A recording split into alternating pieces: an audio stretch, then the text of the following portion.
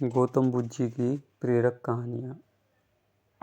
बुद्ध और चक्षुपाल। एक बार भगवान बुद्ध जेतवन विहार में रह रहे थे। भिक्षु चक्षुपाल भगवान से मिलने के लिए आए।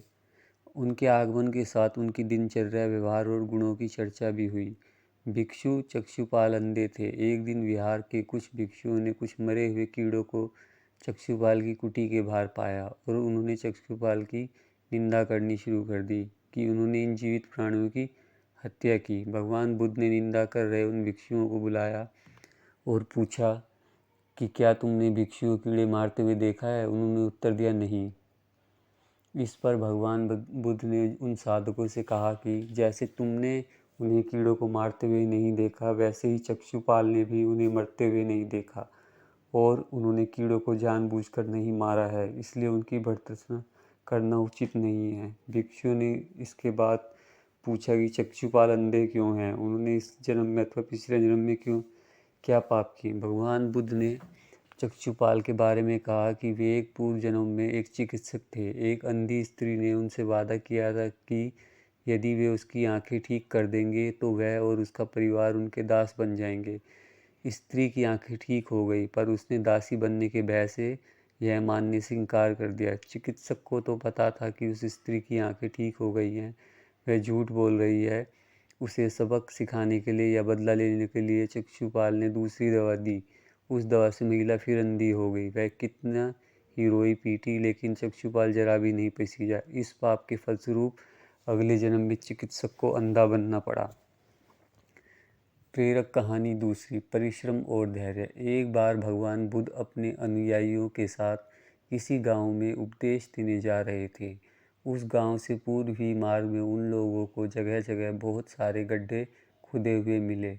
बुद्ध के एक शिष्य ने उन गड्ढों को देखकर जिज्ञासा प्रकट की, आखिर इस तरह के गड्ढे का खुदे होने का तात्पर्य क्या है? बुद्ध बोले, पानी की तलाश में किसी व्यक्ति ने इतने गड्ढे खोदे हैं।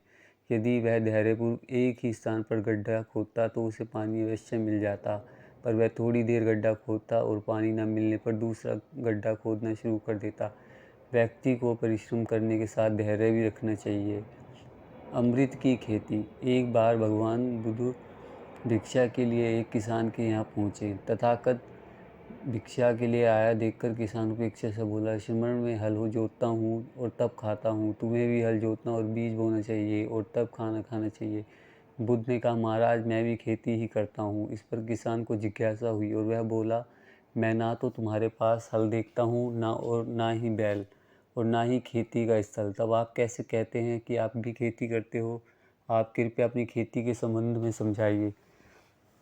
बुद्ध ने कहा, महाराज मेरे पास श्रद्धा का बीज, तपस्या रूपी वर्षा और प्रजा रूपी जोत और हल है।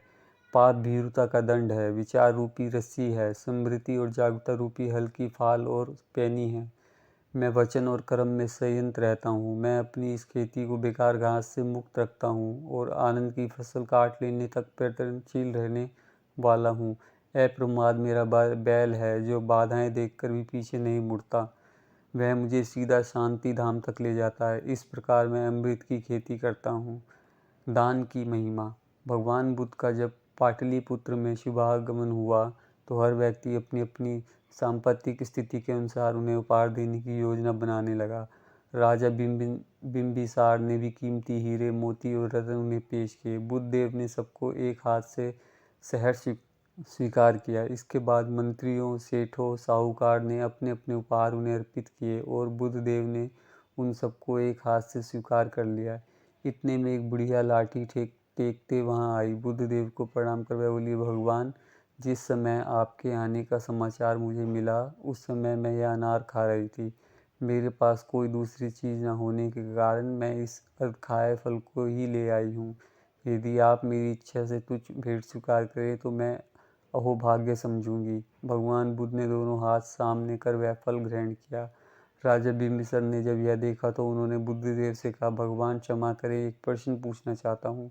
हम सब ने आपको कीमती और बड़े बड़े उपहार दिए जिन्हें आपने एक हाथ से ग्रहण किया, लेकिन इस बुढ़िया द्वारा दिए गए छोटे एवं झूठे फल को आपने दोनों हाथों से ग्रहण किया, ऐसा क्यों? यह सुन बुद्धदेव मुस्कुराए और बोले, राजन, आप सब ने अवश्य बहुमूल्य उपहार दिए हैं, किंतु यह सब आपकी संपत्ति का 10वां हिस्सा भी नहीं है। आपने यह दान दीन और गरीबों की भलाई के लिए नहीं किया है, इसलिए आपका यह दान सात्विक दान की श्रेणी में नहीं आ सकता। इसके विपरीत इस बुढ़िया ने अपने मुंह का कोर ही मुझे दे डाला। भले ही यह बुढ़िया निर्धन है, लेकिन इसे संपत्ति की कोई लालसा नहीं है। यही कारण है कि इसका दान मैंने खुले हृदय से दोनों हाथों से स्वीकार किया है।